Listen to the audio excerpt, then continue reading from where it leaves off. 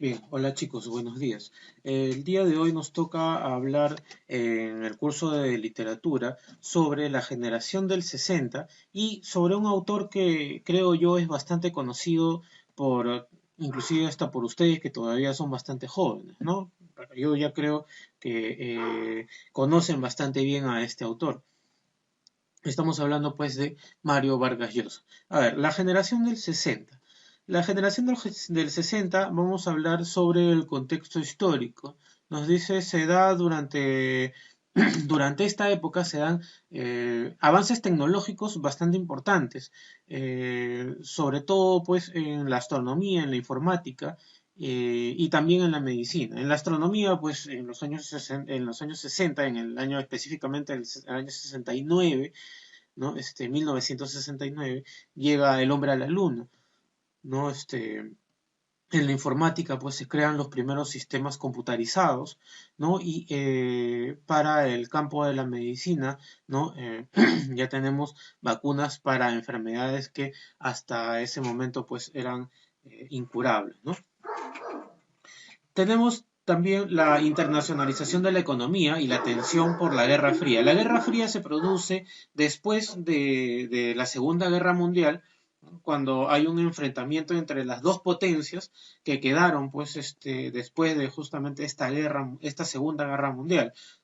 Una era la potencia de la Unión Rusa Socialista Soviética, ¿no? Que era lo que nosotros ahora conocemos como Rusia, y la otra potencia mundial que era los Estados Unidos de América, ¿no? Que nosotros también conocemos pues como Estados Unidos.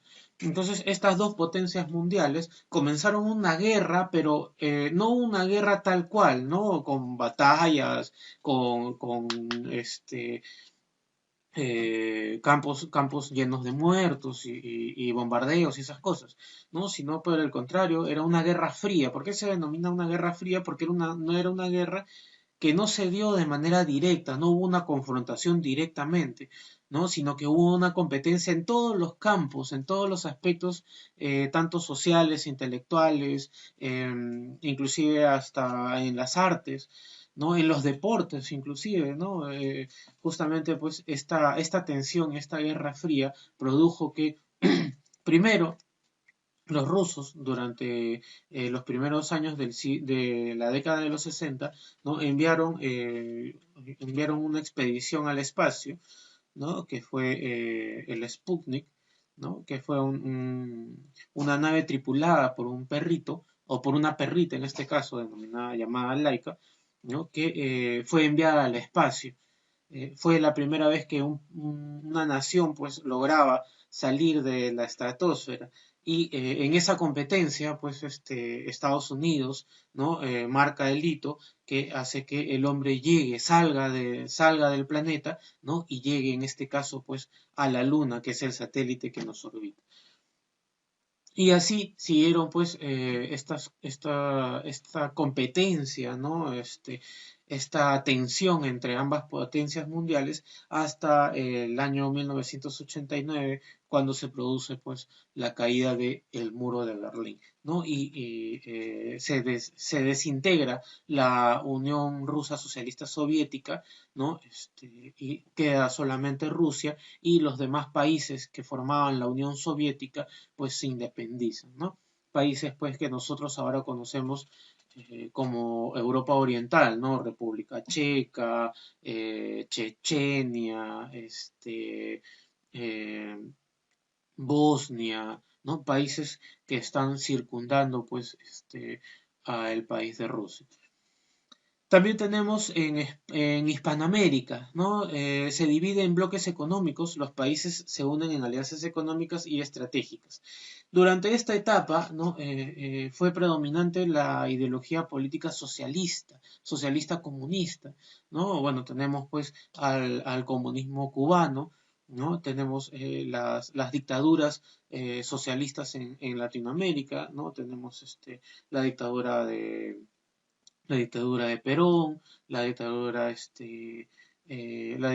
de Velasco, que comienza en los años 60, ¿no? Y culmina pues en el año 79, casi 10 años casi 11 años de dictadura militar. No fue la última dictadura militar que nosotros hemos tenido en el Perú, ¿no? Militar me refiero, ¿no? Y en demás países de Latinoamérica. Y se masifican los medios visuales de información, o sea, la televisión, ¿no? La televisión llega con más fuerza ya aquí a Latinoamérica. Primero la televisión en blanco y negro y posteriormente pues ya la televisión a color. Vamos a ver el segundo punto que son las características. Dentro de las características de la literatura ya de la generación del 60, ya no el contexto histórico, sino las características de la literatura marcadas pues por estos acontecimientos sociales, nos dice la mayoría de los escritores de esta generación salieron de las aulas de la Universidad Mayor de San Marcos, todos, inclusive todos, Mario Vargas Llosa fue uno de ellos, ¿no? Estudió letras en la Universidad Mayor de San Marcos. También tenemos que, a diferencia de la generación del 50, la generación del 60 es mayormente poética, ¿no? Esta generación pues tiene grandes poetas, ¿no? Más bien tiene muy pocos autores en narrativa.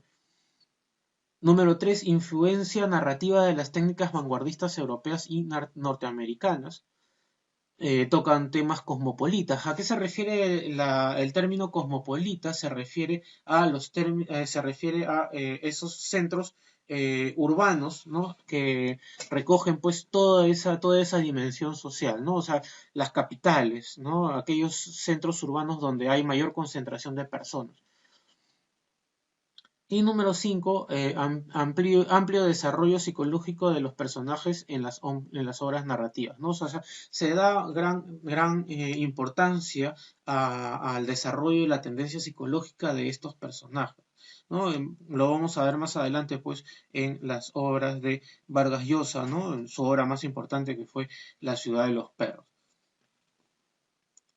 Luego tenemos a los representantes, ¿no? Habíamos mencionado que mayoritariamente eran poetas, ¿no? Pero también era la narrativa, se desarrolló la narrativa, ¿no? De los cuales pues tenemos a uno de los principales representantes, a Mario Vargas Llosa, que inclusive pues fue Premio Nobel de Literatura, ¿no? En el año 2010.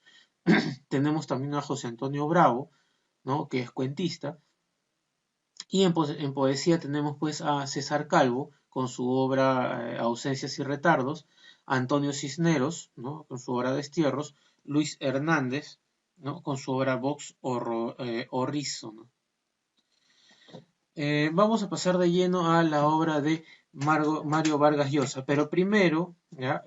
Vamos a hacer una breve recopilación biográfica y ya luego pasamos pues a su obra principal, ¿no? Vamos a hacer una breve descripción biográfica, ¿no? La recopilación de todas sus obras y pasamos al argumento de la obra La ciudad de los perros. Mario Vargas Llosa nace en Arequipa el 28 de marzo de 1936. Vivió toda su infancia en Bolivia, ¿no? Nace en Arequipa, pero se muda a Bolivia. Su padre era marino, ¿no? Era militar, ¿no? Y llega como agregado militar a Bolivia. Se retiró del Colegio Militar Leoncio Prado, eh, por lo mismo pues de la ascendencia militar de su padre, ¿no? Lo inscribe pues en la Escuela Militar de Leoncio Prado. Pero se retira, se sale, se escapa, ¿no? Y termina sus estudios secundarios en el Colegio San Miguel de Piura, ¿no? Donde se va a vivir pues con la familia de la madre. Estudió letras en la Universidad Nacional Mayor de San Marcos, contrajo matrimonio con Julia Urquidi, una tía política por parte materna, ¿no? Luego de 10 años y sin hijos se divorciaron. En 1965, a esta tía es a quien dedica su obra, ¿no? La tía Julia y el escribidor, ¿no? Una obra también bastante interesante para que en 1965 se casa con su prima Patricia Llosa. Incursionó en el periodismo televisivo en la década de los 70. En 1986 recibe el premio del Príncipe de Asturias por la obra La ciudad de los perros, ¿no? Postuló a la presidencia en el año 1990, a la cual no logra alcanzar, porque fue derrotado en las urnas por el que posteriormente sería pues presidente durante 10 años, Alberto Fujimori.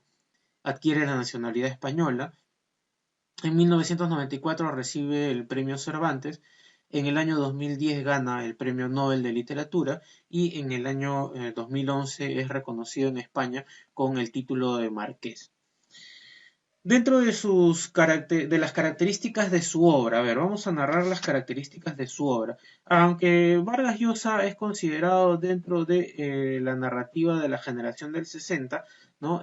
También es considerado parte del movimiento de lo que se denominó más adelante como el boom latinoamericano, ¿no? Una cantidad pues de autores de diferentes países, ¿no? Tenemos a Vargas Llosa en Perú, tenemos a Isabel Allende en Chile, tenemos a Gabriel García Márquez pues, en Colombia, Julio Cortázar en Argentina, ¿no?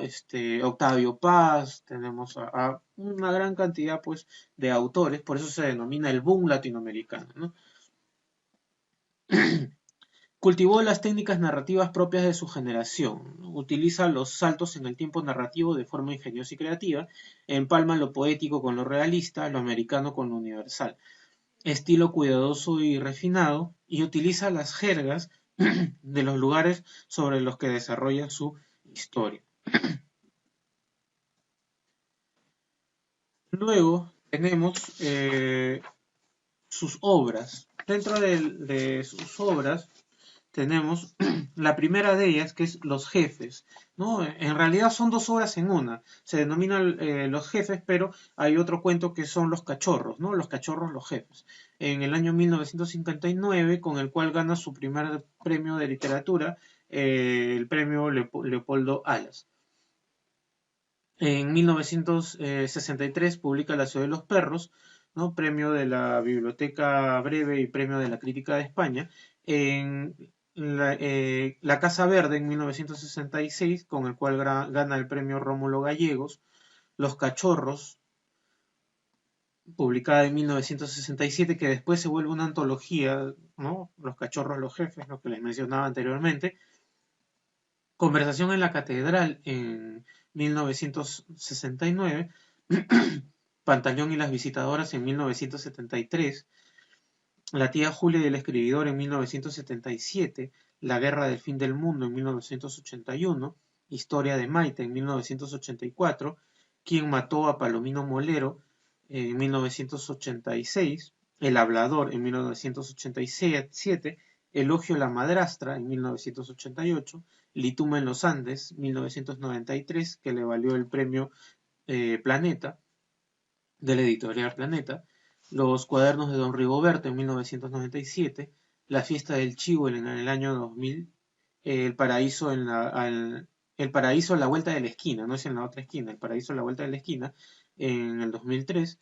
Travesuras de la niña mala en 2006. Sueños del Celta en 2010 y El héroe discreto en 2013.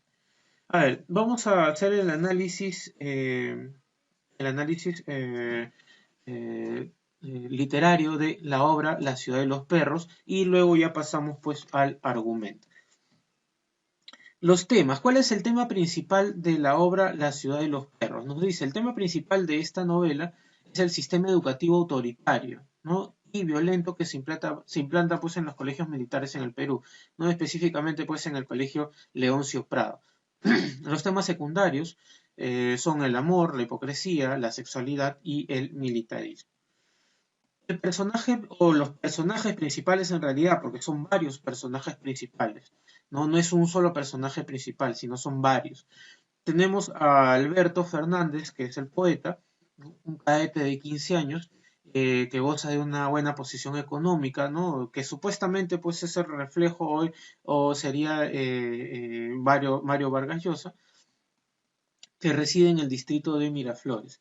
Detesta la vida militar, escribe novelitas y cartas de amor para las enamoradas de sus amigos a cambio de dinero y cigarrillos, ¿no? Es el novio de Teresa. Ricardo Arana el Esclavo, cadete de quinto año, que se caracteriza por su timidez y su inseguridad. Su delicadeza no le permite enfrentarse a los personajes de la obra. Él es un muchacho de pocas palabras y que está en contra de la violencia. Es asesinado de un balazo en la cabeza. El jaguar es el jefe del grupo de jóvenes violentos llamado, o el grupo denominado El Círculo. Él se caracteriza por ser una persona insociable, es belicoso y de carácter bastante hosco, ¿no? Bastante agresivo. Pertenece a una clase social baja de la sociedad limeña. Los cadetes del colegio militar lo respetaban porque sabía pelear, ¿no? Y era bastante pues intrépido, atrevido, ¿no? Porfirio Cava, al que denominaban el Serrano, cadete de quinto año, es integrante del grupo El Círculo y es el que roba. Es un personaje negativo, ¿no? Insolente, ¿no? Malcriado.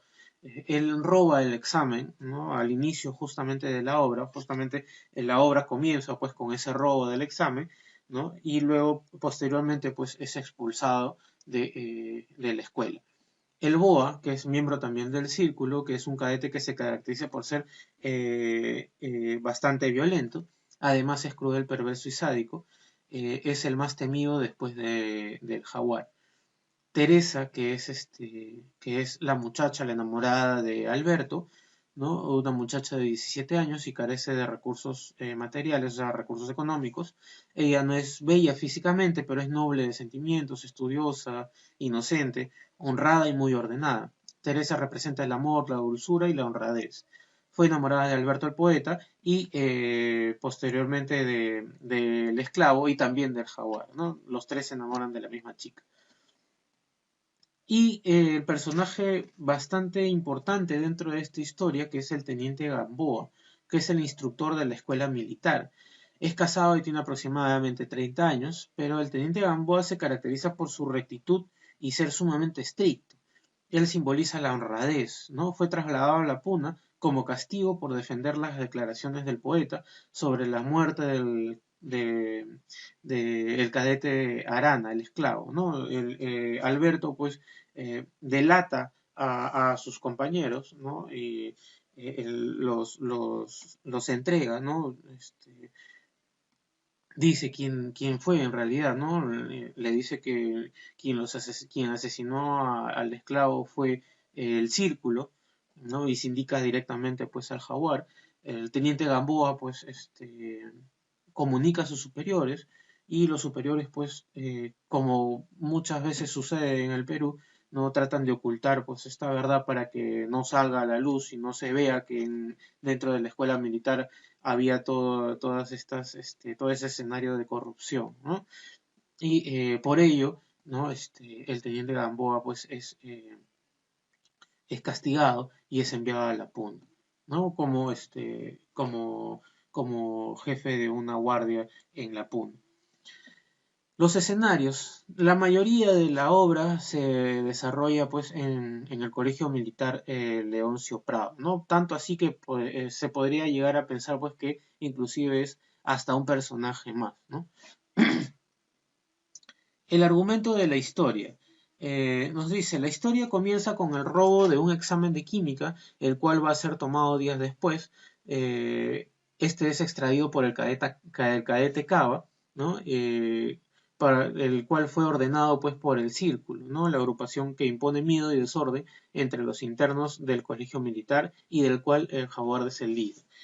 A ver, chicos, les tengo yo un video preparado, les he dado solamente una breve introducción de lo que es el argumento, ¿no? Tengo un video preparado para ustedes con el argumento de esta obra, ¿no? Un resumen bastante detallado para que ustedes lo puedan visualizar. Sí, en todo caso, esta película también la pueden buscar en internet, ¿no?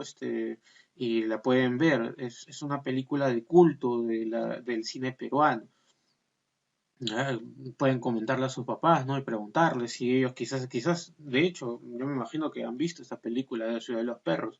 La pueden ver, para que más o menos se formen una idea de qué es lo que sucede y cómo se da la situación en la obra La Ciudad de los Perros, ¿sí? Entonces, chicos, en estos momentos les estoy presentando el video del resumen o el argumento de esta obra y con eso pues estamos dando por terminada la sesión del día de hoy, ¿no? Y en estos momentos ya debe estar por llegarles pues la tarea programada para el día de hoy, ¿sí? Entonces, chicos, no se olviden de enviarme sus trabajos al Classroom y nos estamos viendo pues en la siguiente sesión.